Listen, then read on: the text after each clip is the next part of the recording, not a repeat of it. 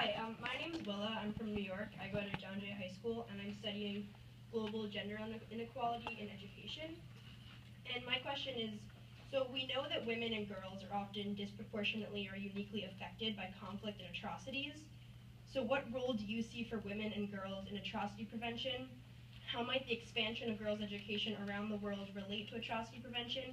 And how is this reflected in the U.S.'s implementation of the Women, Peace, and Security policy? John, when you were in high school, were you studying gender inequality and conflict? Amazing. I'm in awe here. Remarkable. So I'll just say a few things. I mean, it's a very important question.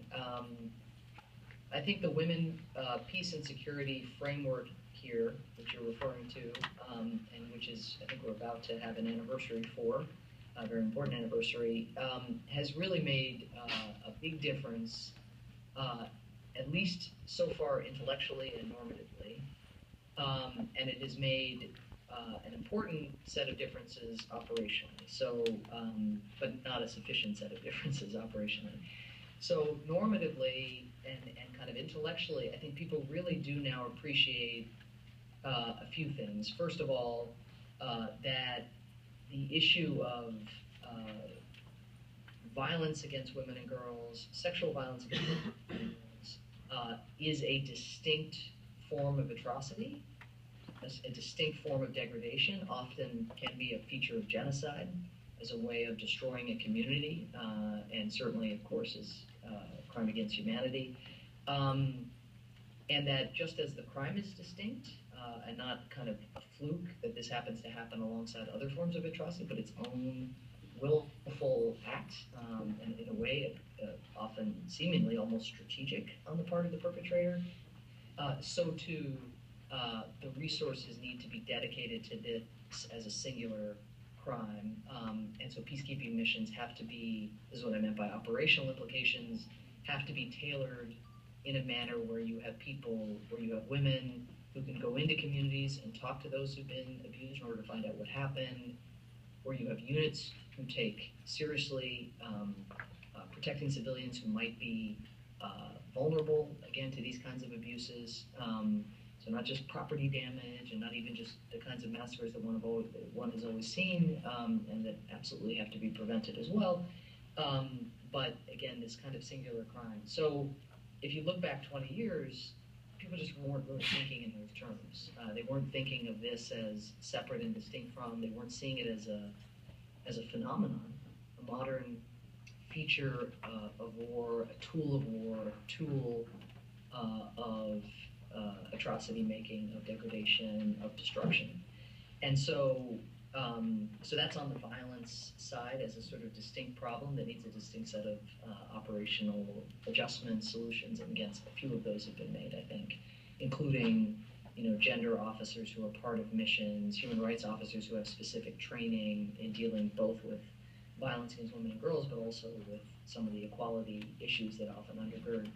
The other, I think, positive aspect, dividend on the 1325 framework is a recognition that women need to be part of peace talks if those peace talks are going to be impactful.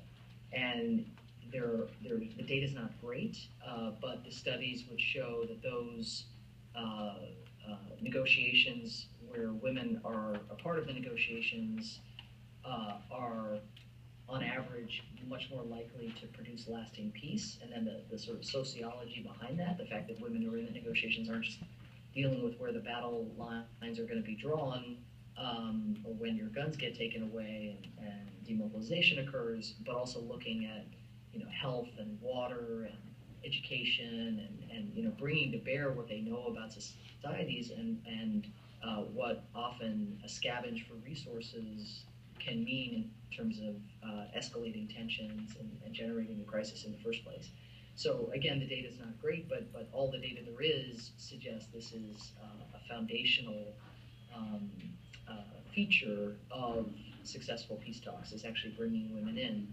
And so where I think we've made progress is the UN, when it's involved centrally in mediating, whether locally or at a macro level, the UN is much better than it ever was before at pushing for women to be included in each delegation. You still have cases where you can just tell that it's, almost like a mascot or something, that the women are not central to either side's negotiating team, just in the same way that they're not central to the governance of the country or the community in question. But as a first step, it's really important that the UN is pushing that they be in the room and using the convening power that they have to go that direction. But the same is true of UN peacekeeping missions as a whole, by and large, are run by men. And so part of what Ban Ki-moon has tried to do is increase the number also of women special representatives for the Secretary General, which does its own normative good, because male delegations from both sides will see women at the heart of the negotiations, if not at the heart of their own delegations. And so pushing that as well is really important. Where we have to admit that we're not succeeding is we have rampant sexual violence ongoing. We have profound challenges making peacekeepers go out and do the kind of protection that is needed, whether of women or of men, for that matter. It's still pushing water uphill to get institutions to really fully internalize the pragmatic reasons, the self-interested reasons for integrating women at high levels in peace processes, in UN missions, etc. And so it's going to take time. I mean, bear in mind that there are 193 countries in the United Nations, and there are 32 women ambassadors. So as a percentage, right, that's not great. But bear in mind also that when Madeleine Albright was in my job 20 years ago, there were 7 women ambassadors. So it's not surprising that we can feel like we're pushing water uphill when in so many of the countries around the world, women are still not elevated to these kinds of jobs where they can make such a profound difference. Oh, I was thinking, Samantha, when I was the median age of the students in this room, who was the United Nations, U.S. ambassador to the UN? It was Jeane Kirkpatrick. So I'll let people Google just to see the enormity of the contrast between that one and this. If I had been part of a session at that age with her, I don't think I would have ended up doing this. I'd have been inspired by her. But anyways, we'll leave that aside and just say that we're so happy that you are where you are, adding the critical thinking, adding the conscience to the decision-making processes, both in the deliberations in the Security Council and back here in Washington, as the Obama administration deals with the myriad crises that it has to on a daily basis. And we just can't thank you enough on a Sunday for joining us, inspiring us, and making a difference. Sorry, whoops. No, we've got there. She has to go, so we'll talk in a second. So people are still jumping up and saying, we want more, we want more. Anyways, but thank you, Samantha. Thank you for everything that you're doing, and thank you for coming.